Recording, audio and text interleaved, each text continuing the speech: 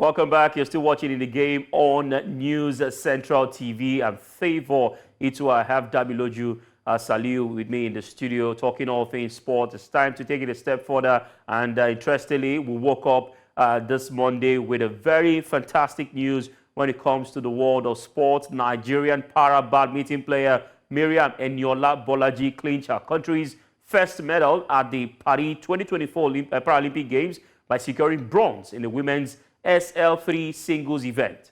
Now, the 18-year-old showcased her skill by defeating Ukraine's Oksana Kozyna, set 21-9, 21-9 in the bronze medal match. Now, earlier, Bolajis advanced to the semifinals, but was edged out by China's Zuxian Xiao in a closely contested match. Now, despite a spirited performance, Bolajis was unable to progress to the gold medal round.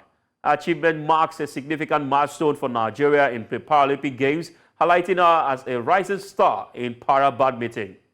Now, joining us this afternoon to talk about the exploit of Eniola Bolaji is a seasoned sports journalist in Nigeria, of course, also a combat sports journalist too. Dare Kuti joins us from the Federal Capital Territory this afternoon. Good afternoon to you, Dare Kuti. Good to have you join us on today's edition of In the Game. Good afternoon. It's a pleasure to be on the show. All right, a huge win for Eniola Bolaji, becoming the first person to win a medal this 2024 Paralympic Games. Did you see the exploits of her coming through? Well, for some of us that have monitored the Eniola Bolaji's game in the last 4 years, I was expecting her to win a gold medal at this Paralympic Games, but unfortunately, yesterday's game did not go away. When you look at, I watched the first and the second set. In the second set, she was leading, but unfortunately, she threw away the lead and eventually lost the 2 sets.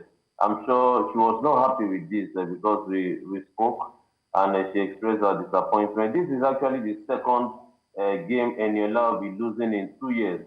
The first one, she lost it in the quarterfinals of a world championship 3 months ago, and then now she's losing a semi-final match.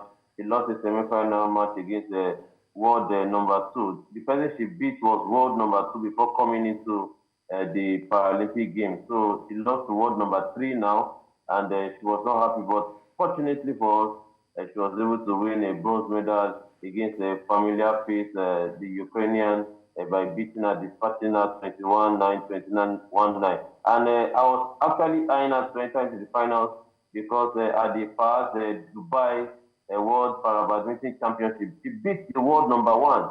So the projection was to enter into the final, beat the world number 1 again. But like say, luck was not on her side, and she lost. She's just 18 years old, and she has so many Paralympic Games to attend.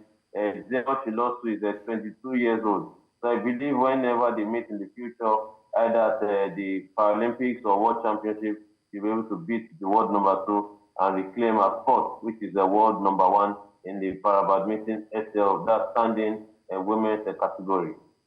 All right, Dare Kuti, you've talked about how she was able to get to this stage to win a medal. But what does this medal mean for Nigeria as a whole?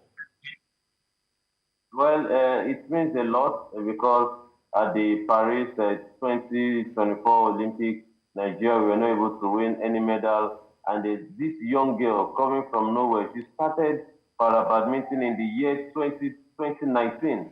At 2021, she attended her first African Championship at the Uganda Open. And since then, she has been progressing. So she has started to wipe the shame suffered at the last Olympics, because we always know that these Paralympians or para-athletes are always the ones that give Nigeria the much-needed medals. When you go for the African Games, when you go for the African Games, when you go for the Commonwealth Games, these are the same set of people that make the country proud. So I say this is a good one for Nigeria, and considering the fact that the Minister of Sport, Senator John Eno, has been under pressure, I think this medal will definitely cushion the pressure on him. And also, before the end of tomorrow, we start winning more medals. And don't forget our para-lifters. will be starting their event on 4th of September. So we should be expecting at least 7 gold medals from them, and hopefully we actually top the chart in Africa. All right, interesting one, of course, for Nigeria at the moment. Now, with Eniola opening the doors for Nigeria at the Paralympics, what are the chances of others, in different sports at the Paralympic Games? Our chances are bright. I see the para-lifters winning medals for Nigeria. I also see the para-athletics team winning medals for Nigeria. Like I told somebody, the prize money given to these para-athletes are small. When you look at Eniola has been in Spain since November. She only came to Nigeria because she wanted to attend an African Championship and the Spanish event that happened in April. From November till now, she has been in Spain. And when you look at the amount the Badminton Federation of Nigeria has spent on a coach, has spent on allowances, and spent on supplements, you'll see that the money that to be given to these athletes will solve nothing. The next time these athletes will be seeing such an amount to cushion the economic and also their training grants will be maybe when they want to go for the Commonwealth Games. So I felt since the able bodies were not able to come back to Nigeria with a medal, I was expecting the minister and his crew to increase the prize money. First, a gold medal, $20,000, a silver medal, 15, while the bronze medal should take 10. But all the same, we know these athletes, whether there's money or not, they'll continue winning. But we need to cherish these athletes, and we must call for the private sector to invest in these para athletes because they are the glory of Nigeria, and they always bring smiles to the faces of Nigerians.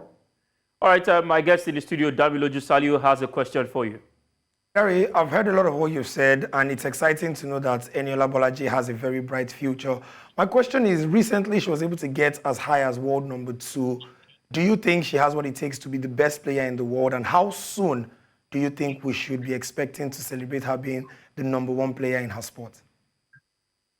Well, Bolaji Eniola rather, is the best in her category.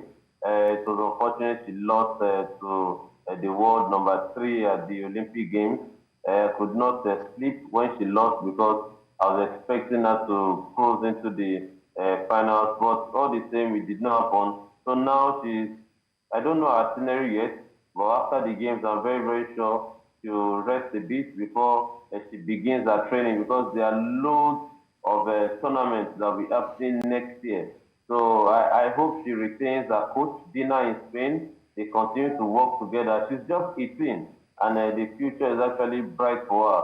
So I just hope this girl receives the attention, time, and the finances she needs because in the next Olympics, I don't think there'll be anybody in the world that will be able to stop this girl. She started in 2019, and she has always acknowledged in every of her interview granted. She has always acknowledged her lead coach, Oyebanji Bello, who actually she lost her coach. They were on the verge of qualifying for the Tokyo 2020 Olympics that was held in 2021 when our coach had an accident, and that was what ruined their chances of qualifying for the Paralympics. So this time around, the bronze medal she won, she has dedicated it to our lead coach, and I'm sure that those in Kwara State right now will be happy. The family of the late coach will be happy.